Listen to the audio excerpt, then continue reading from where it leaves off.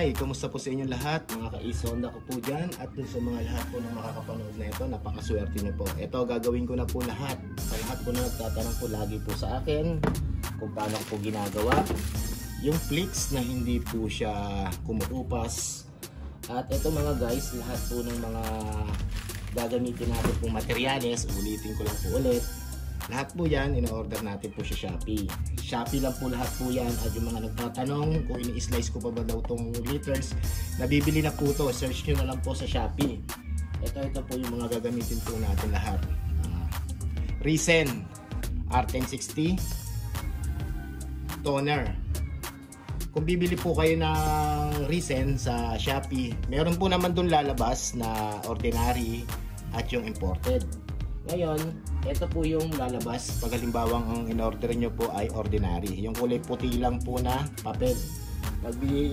Pag pinili nyo naman po yung imported, ang lalabas naman po doon, dilaw.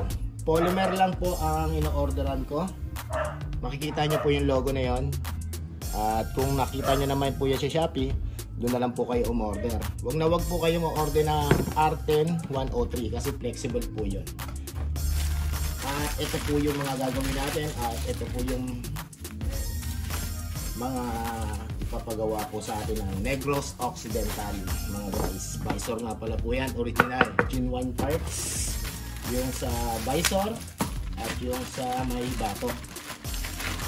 Dalawa po ang full video natin dito. Hindi ko po alam kung mabubuo po natin sa isang upload o baka dalawa may part 2 o baka may part 3 pa kasi tatlo po yung ibibigay ko po sa inyo kung paano ako gumawa po ng mga real carbon fiber. Ito, gagawin po natin dito metallic forged carbon na kulay red. Ito naman, flicks. Hindi ko pa alam kung ipapagawa ni boss ay flicks lang o kung may metallic din. Pwede rin naman po yun.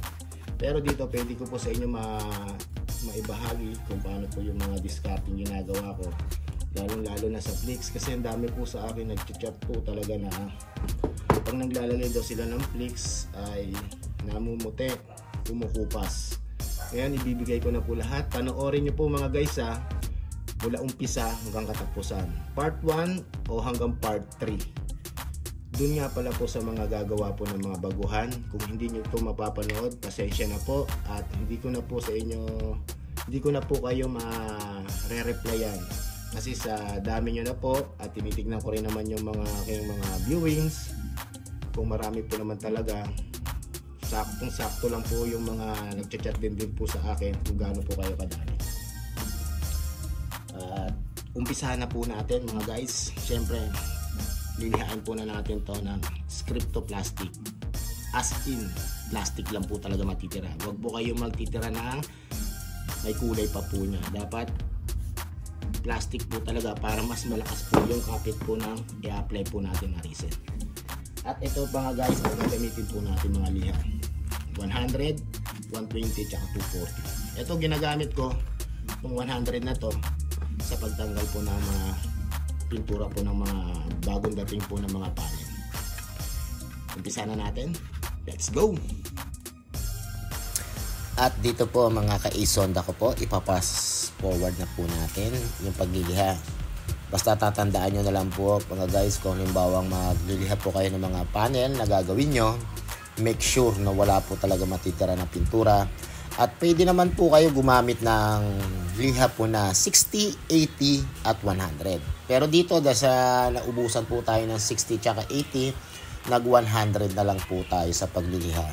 Pero ang gagawin natin dahil sa 100 lang po yung gamit ko po dito, magkikis-kis po tayo dito ng cutter. Para sa ganon, mas malalim po yung kakapitan po ng resin at para po talaga mas malakas po yung kapit. Make sure mga guys, dapat po lahat po talaga na malihaan. Kasi pag hindi nyo po nalihaan yung mga ibang parte at nakapaglagay na po kayo ng resin, sa paggagawa nyo po meron po dyan magkakaroon ng error at mapapansin nyo po, lolobo po siya. Para hindi na po kayo magpaulit-ulit po sa gawa, siguraduhin nyo po na mas magaspang yung a-applyan nyo po ng resin. Kasi pag hindi nyo po yan lagyan po ng gaspang, hindi naman po talaga masyadong kakapit po yung resin. Kaya yung iba po, nakikita ko po at pinapaulit po nila po sa akin kung bakit daw na nalobo. Isa rin po yun sa dahilan kung bakit po nalobo yung mga real carbon fiber, gawa po kasi nang hindi po siya na lapat ng maayos dun sa plastic. At yan mga guys, na tanggalan natin yung kanyang pintura. Doon nga pala sa lahat ko rin nagtatanong kung pwede pa po daw guhitan daw ng cutter. Pwede naman po, pero kung halimbawa po na magaspang naman po talaga na, dapat po yung gaspang nagkakaroon po yun ng himulmol. Ngayon yung himulmol na yun, nagkakaroon po yun doon na parang mga matitigas na bagay. Kasi pag nilagyan nyo ng resin nyo, bubukol po yun. Dapat ang gagawin nyo, pag nalihan nyo na po siya, pasadahan nyo lang po siya ng liha kahit pa paano. Matanggal lang po yung ibabaw ng pinakahimulmol po niya. At pwede naman natin po siya guys cutter. Gawa po kasi ng cutter, mas maganda po talaga pag kina-cutter. Gawa po kasi ng mas tumitibay pa po talaga yung kapit po ng resin pag ganon. Kasi may mga guhit po siya, papasok po din yung resin. At mas malakas po talaga ang kapit pag may ganon. Pero minsan, pag halimbawa po meron po akong liha po na 60 or 80, hindi na po ako nagka-cutter dahil sa wala po tayong liha ngayon ng 60 or 80, kaya ika-cutter na rin po natin siya para makasigurado po tayo ang mga ginagawa po natin real carbon fiber ay matibay.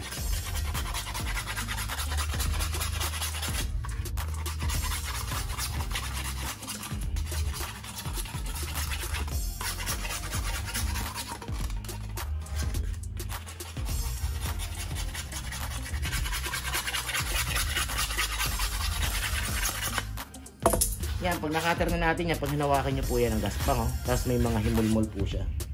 Pasadahan nyo lang po yan ng bahagya para matanggal lang po yung mga himulmol na po yun. Para paglagay natin ng resin, ay pantay po siya. Wala po sa kanyang bubukol na maliliit, kasi po nakakapagkapira po ng gawa yung mga bukol na po na. Kaya dapat tanggalin po natin yan. At saka sa mga magliliha nga pala na ito, lalo na yung mga ganito, yung may mga kantuhan na design, ingatan nyo po yan na hindi po siya masyado mapupudpod. Ganun pa rin para makuha nyo po yung pinakatamang detail po ng mga ginagawa. Katulad po nito, kung napansin nyo, niliha po natin lang siya ng bahagya, kasi pag niliha po natin ng todo yan, pwede po yan mabura ng ng liha, pwede po yan magpantay. Kaya gagawin po natin dyan, babahagya lang po natin yung lihain, pero dapat tanggal pa rin yung pinakapintura po niya. Ngayon, nakater na po natin, pwede na natin po siyang lagyan po ng resin na may toner. At dito na po tayo guys sa paglalagay po ng resin na may toner. Marami po kasing naguguluhan doon sa una kong vlog kasi hindi naman po talaga Accurate yung aking pong timbangan. Nakakatimbang lang po siya ng maayos po na lagay. Pero kung pa drops lang, matagal po at mas napapadami pa po yung paglalagay po ng hardener. Gawa po kasi nang hinahabol nyo po yung 0.1, di ba? Ngayon ang gagawin lang po natin, tatansyahin lang po natin yung paglalagay po nito. Dapat po meron po kayong 3 ounce na baso para sakaling gagawa na kayo, kung gaano ko po kadami ginawa po dito, gayahin nyo na lang po. Dapat po naka-ready na po ang lahat. Meron po kayong malinis na brush. Meron din po kayong thinner na panghugas sa tabi nyo po at saka basahan. Para sa ganon, pwede nyo pa po yung gamitin yung brush na nalagyan po ng resin.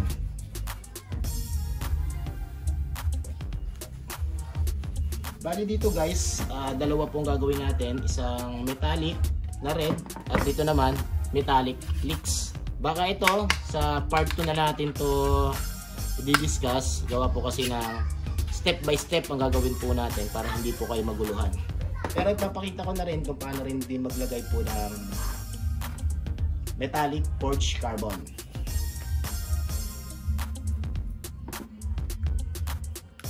Ito po yung 3 ounce na baso, resin na R1060.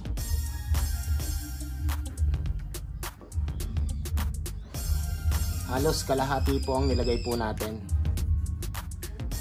Hindi ko na po kinalahati, gawa po kasi ng masyadong madami na para doon sa dalawa na yun. Tapos yung toner,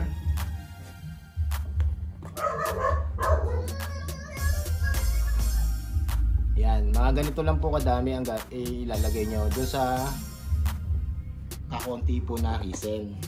Hindi naman po mas maganda pag dadamihan nyo na po ng toner.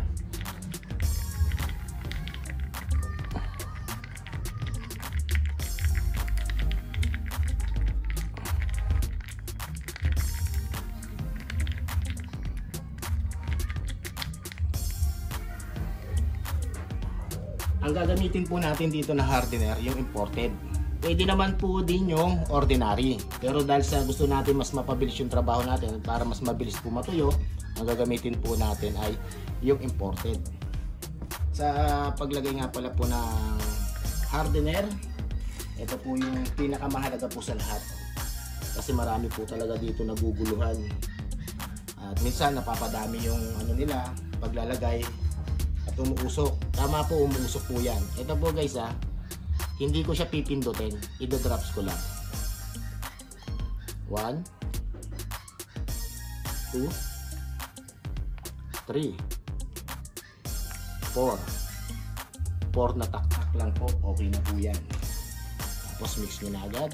Bilang po kayo ng 1 to 30. 1, 2, 3, 4, 5, 6, 7, 8, 9, 10, 11, 12, 13, 14, 15, 16, 17, 18, 19, 1, 2, 3, 4, 5, 6, 7, 8, 9, 30. Yan, pwede na po natin yan i-apply.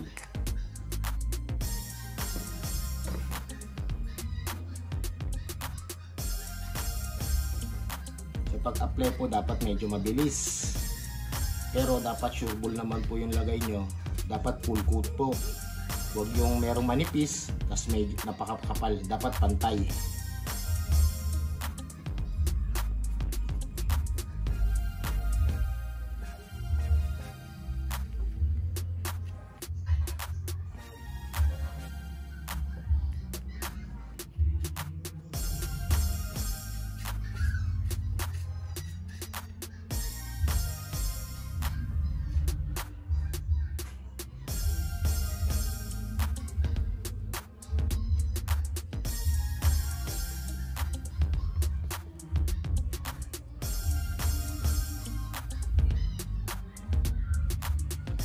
Sa paglagay po ng resin, dapat po hindi siya lalawa, dapat flat na flat po siya. Kung gaano po itsura po ng pinaglalagay nyo, dapat ganun. Katulad nyo po, may lumawa, dapat papantayin nyo lang po yan.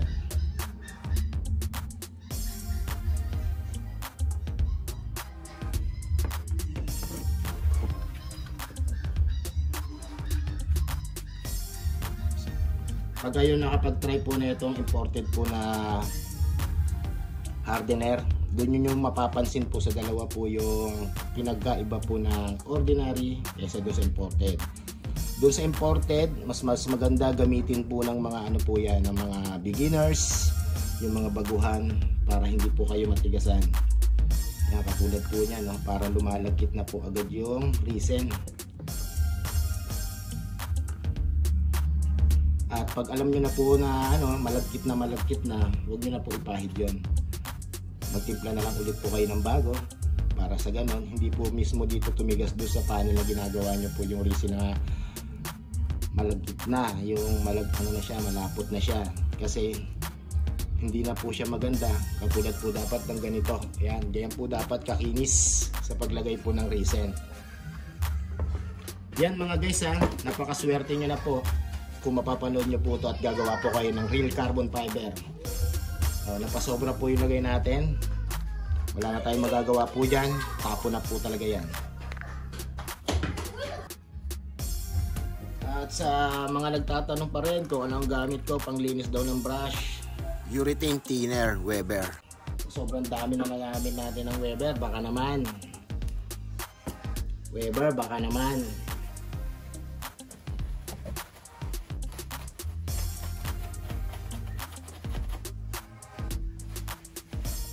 Siyempre dapat sa pag nilinis po ng brush, dapat malinis.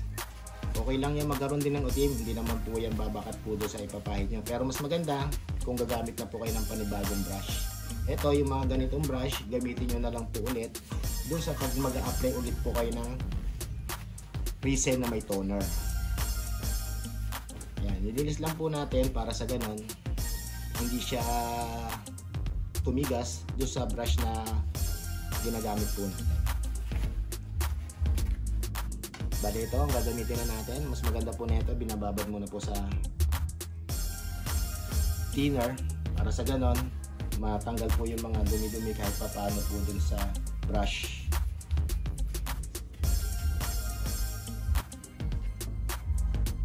At dun din sa mga nagtatanong, eto daw kinakat ko, hindi ko po kakayanin yung ganito po kaganda po na cut, ganito po kaninipis. Binibili ko po to sa Shopee. Sa Shopee lang po yan, search nyo na lang po. Meron po kasing iba-iba pong seller na nagtitinda po nito. Itong seller na to, galing pa yata po to sa Thailand.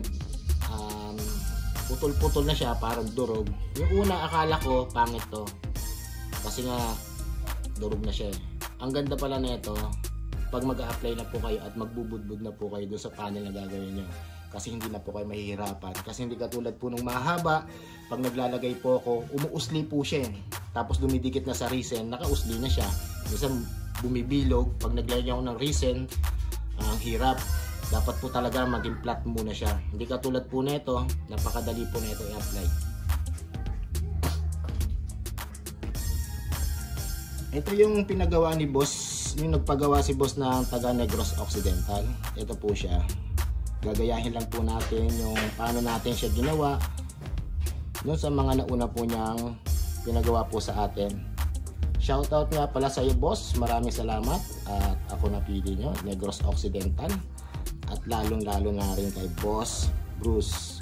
Siya po talaga yung aking subscriber at nakita niya po yung gawa ko at nag-chat po siya sa akin. At eto na, naging customer na natin. Pangalawang paggawa na po nila to sa akin mga guys. At doon sa mga malalayo, katulad po ng mga Australia, Boss Joseph, salamat. Napanood daw niya aking YouTube channel. At chinat niya po ako. Sa mga malalayo, PM po kayo. At legit naman po tayo. Hindi po tayo scammer dito kasi may pangalan po tayong pinangangalagaan. At doon sa mga gagamit po ng aking account, meron po akong sinesend sa mga magpapagawa doon sa ahisa po ko pong account at doon po tayo mag-uusap. Ayan mga guys, meron pa nga po sa akin mga nagchat-chat na malalayong lugar at nagko-comment po sila doon sa aking YouTube. At minsan naman po kasi hindi naman po talaga ako active sa paggaganyan, sa pagre-reply. Minsan po pag halimbawa wala po akong ginagawa, doon na lang po ako nagre-reply. Yung na-replyan ko siya, tuwan-tuwa siya at nagpapasalamat po talaga siya ng marami daw sa akin. Gawa po kasi daw ng hulog daw ako ng langit sa mga baguhan po na gumagawa po ng real carbon fiber. Gawa po kasi ng free tutorial na tayo dito mga guys. Wala po tayo ditong bayad at wala pa po ako sahod dito kay YouTube at saka kay Facebook.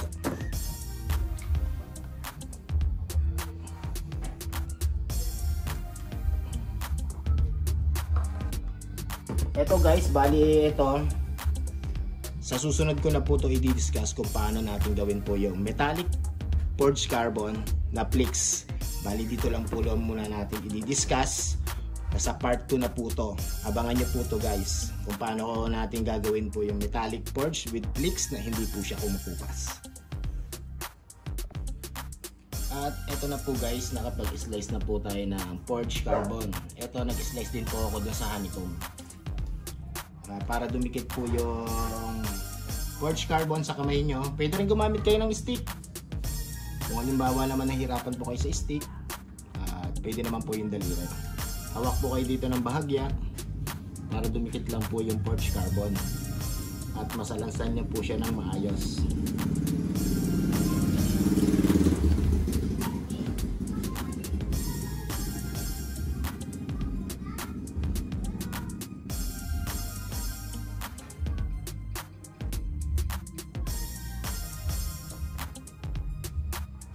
Dapat po dito sa pagsalansan, dapat magaling po kayo dito.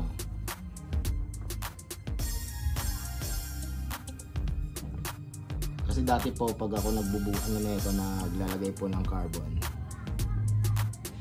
binubuhos ko po siya. Pero yung iba, inaano ko po siya, sinasalansan ng maayos. Pero yung pang ibabaw, binubuhos ko. At doon ko rin po napansin mga guys na talagang napakahirap po talaga ng binubuhos. Gawa po kasi ng nagpatong-patong na po siya at pag naglagay na po kayo ng resin, napakasobrang kapal at nawawala na po yung detail ng ng flares na ginagawa nyo. Kasi nga gawa po kasi ng napakapal na po niya.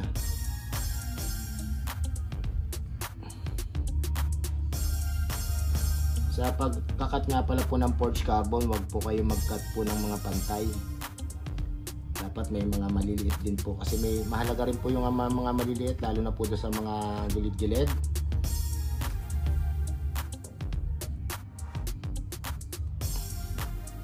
Nasasalansan po kasi siya ng maayos pag yung ilalagay nyo po yung katulad nito, ganito lang po kaliit.